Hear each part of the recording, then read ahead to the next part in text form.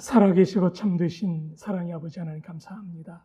이 새벽도 여전히 우리를 기도의 자리로 불러주시고 하나님께 부르짖으며 간구할 수 있도록 아버지 존전에 불러주셔서 감사합니다. 오늘 말씀으로 인도하시고 주의 뜻이 드러나는 귀한 새벽 되게 인도하시며 주의 음성 듣고 그대로 살아드리는 귀한 날, 귀한 하루 되게 축복하옵소서. 시작되는 하루 마지막까지 인도하시옵소서. 하나님, 오늘 우리와 동행하신다는 약속대로 인도하시옵소서. 성도들을 코로나19으로부터 지키소서. 예수님 이름으로 기도합니다. 아멘.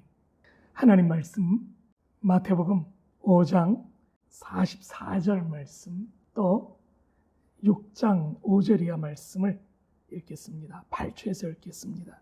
나는 너에게 이르노니 너희 원수를 사랑하며 너희를 핍박하는 자를 위하여 기도하라. 마태복음에 나타나는 최초의 기도 구절입니다. 그리고 연결된 기도 구절이 마태복음 6장 5절부터 14절까지 계속됩니다. 또 너희는 기도할 때 외식하는 자와 같이 하지 말라. 그들은 사람에게 보이려고 회당과 큰 거리 어귀에 서서 기도하기를 좋아하느니라. 내가 진실로 너에게 이르노니 그들은 자기 상을 이미 받았느니라. 너는 기도할 때 내 골방에 들어가 문을 닫고 은밀한 중에 계신 내 아버지께 기도하라. 은밀한 중에 보시는 내 아버지께서 갚으시리라. 또 기도할 때 이방인과 같이 중언부언하지 말라. 그들은 말을 많이 하여야 들으실 줄 생각하느니라. 그러므로 그들을 본받지 말고 구하기 전에 너에게 있어야 할 것을 너희 아버지께서 하시느니라. 그러므로 너희는 이렇게 기도하라. 주기도문 끝부분입니다. 나라와 권세 영광의 아버지께 영원히 싸움나이다. 아멘. 너희가 사람의 잘못을 용서하면 너희 아버지께서 너희 잘못을 용서하시려니와 너희가 사람의 잘못을 용서하지 아니하면 너희 아버지께서도 너희 잘못을 용서하지 아니하시리라. 아멘. 사랑하는 성도님들, 우리는 흔히 주기도문을 주님이 너희는 이런 방식으로 기도하라고 말씀해 주셔서 기도의 본으로 알고 우리가 주기도문을 늘 드립니다. 그런데 종종 성경을 볼 때 주기도문만 딱 띄어서 보면 문제들이 좀 생깁니다. 첫 번째 문제는 주기도문이 주문이 됩니다. 기도가 빠지면요. 원래 주기도문은 주님의 산상보훈 마태복음 5장부터 7장까지의 맥락 속에서 나온 것입니다. 특히 그 맥락은 용서와 관련이 있습니다. 이미 말씀드린 대로 마태복음 최초의 기도라는 단어는 사람들과의 관계 속에서 이웃을 사랑하고 원수를 미워하라 하는 율법을 너희가 들었지만 나는 원수를 사랑하며 너희를 핍박하는 자를 위하여 기도하라 하고 말하는 마태복음 5장 44절, 바로 그 말씀부터 설명을 시작해야 된다고 확신합니다. 즉 마태복음의 최초로 나타나는 기도는 원수를 사랑하고 핍박하는 자를 위해 기도하라는 말씀으로 시작합니다. 그러면서 그 이유를 하늘에 계신 너희 아버지의 아들이 되리니 하나님이 그 애를 악인과 선인에게 비치시며 비를 의로운 자와 불의한 자에게 내려주신다. 사랑하는 자만 사랑하면 무슨 상급이 있느냐? 세리도 그같이 한다. 형제만 무난하면 남보다 더하는 것이 무엇이냐? 성도는 더해야 된다는 거죠. 이방인들도 이렇게 한다고, 세리도 그렇게 한다고. 그러므로 마태복음 5장에서 거의 결론적으로 주님이 이렇게 말씀하십니다. 48절이요. 하늘에 계신 너희 아버지의 온전하신 것 같이 너희도 온전하라. 즉 하나님의 온전하신 같이 온전하려면 원수를 사랑해야 된다. 그를 위해 기도해야 된다고 말하는 것입니다. 우린 여기서 오늘 지난 월요일 기도는 하나님과의 관계다, 대화다, 그런 내용을 나눴었는데 이제 오늘 또 다른 관계를 시작합니다. 어떤 관계예요? 원수까지 포용하는 관계예요. 그게 기도의 중요한 포인트라는 것입니다. 이 포인트는 여기서 끝나지 않습니다. 마태복음 6장에서 계속해서 주님은 그 이야기를 계속하십니다. 마태복음 6장 5절에서 기도할 때 외식하는 자처럼 하지 말라. 저희는 상을 받았다. 너는 골방에 들어가 기도하라. 또 이방인같이 중언부언하지 말라. 하나님 다 아신다.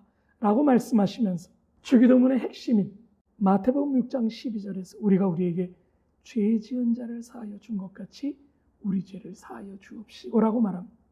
주기도문이 끝나자마자 마태복음 6장 14절에서 너희가 사람의 잘못을 용서하면 13절 아멘 하고 나서 용서를 말합니다. 너희 하늘아버지께서도 너희 잘못을 용서하시리라. 너희가 사람의 잘못을 용서하지 아니하면 너희 아버지께서도 너희 잘못을 용서하지 아니하시리라. 중요한 맥락의 언어는 앞에서 한 말을 뒤에서 반복할 때 중요하다는 것을 확인할 수 있습니다.